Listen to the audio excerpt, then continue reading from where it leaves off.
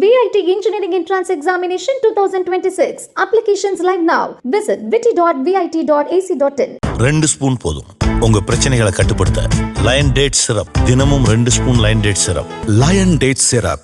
தமிழக சட்டசபை தேர்தலில் மக்கள் பயன்பெறும் வகையில் பல புதிய அறிவிப்புகளை தேர்தல் வாக்குறுதிகளாக வெளியிடுமாறும் அதை நிறைவேற்ற தேவைப்படும் உதவிகளை பிரதமர் மோடி தலைமையிலான மத்திய அரசு செய்யும் என்றும் அதிமுக தலைமைக்கு பாரதிய ஜனதா மேலிடம் ஆலோசனை வழங்கியிருக்கிறதாம். இது குறித்து பாரதிய ஜனதா வட்டாரம் கூறியது, 2021 சட்டசபை தேர்தலின் போது நாங்கள் ஆட்சிக்கு வந்தால் மகளிருக்கு மாதம் 1000 ரூபாய் வழங்குவோம் என்று திமுக தேர்தல் வாக்குறுதி அளித்தது. அக்கட்சி தேர்தலில் வெற்றி பெற்று ஆட்சி அமைக்க இந்த வாக்குறுதிதான் முக்கிய காரணமாக இருந்தது. ஆனால் ஆட்சிக்கு வந்து 3 ஆண்டுகளுக்கு பின் 2023 செப்டம்பரில்தான் அந்த வாக்குறுதியை திமுக நிறைவேற்றியது. அனைத்து மகளிருக்கும் என வாக்குறுதி அளித்துவிட்டு 1.15 கோடி பேருக்கு தான் பணம் வழங்கப்படுகிறது. 5 சவரனுக்கு உட்பட்ட தங்க நகைக்கடன் தள்ளுபடி, அரசு ஊழியர்களுக்கு பழைய ஓய்வூதியம், தொகுப்பூதிய பணியாளர்கள் பணி நிரந்தரம் உட்பட வேறு எந்த வாக்குறுதியும் முழுதுமாக நிறைவேற்றப்படவில்லை. இதற்கு அரசின் நிர்வாக தோல்வியே காரணம். வாக்குறுதிகளை நிறைவேற்றாத திமுக மீது மக்கள் கடும் அதிருப்தியில் உள்ளனர்.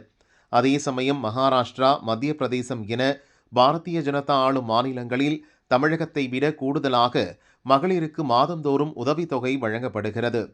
தொழில் துவங்க கடன் உட்பட பல திட்டங்கள் செயல்பாட்டில் உள்ளன. இது தொடர்பான அறிவிப்புகளை பாரதிய ஜனதா தரப்பு தேர்தலுக்கு முன் வாக்குறுதிகளாக அறிவித்ததாலேயே அந்த மாநிலங்களில் பாரதிய ஜனதாவினர் கூடுதல் எண்ணிக்கையில் வெற்றி பெற்றனர். 3வது முறை பிரதமராக மோடி பதவியேற்க அவர் மீது மக்கள் வைத்துள்ள நம்பிக்கையே காரணம். மத்தியில் ஸ்திரத்தன்மையோடு ஆட்சி பொறுப்பில் இருப்பதால் பிரதமர் மோடியால் நினைத்த மாத்திரத்தில் நிதி உள்ளிட்ட பல விஷயங்களில் எந்த மாநிலத்துக்கும் உதவிகளை செய்ய முடியும். இதையெல்லாம் அதிமுகவிடம் சுட்டிக்காட்டியிருக்கிறோம்.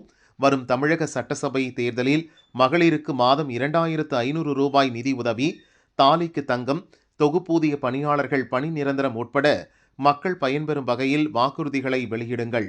இதற்கான நிதி ஆதாரம் குறித்து கவலையே பட வேண்டாம். இது தொடர்பாக யார் விமர்சனம் செய்தாலும் அதிமுக அளிக்கும் வாக்குறுதிகளுக்கு பிரதமர் மோடி கேரண்டி அளித்துள்ளார்.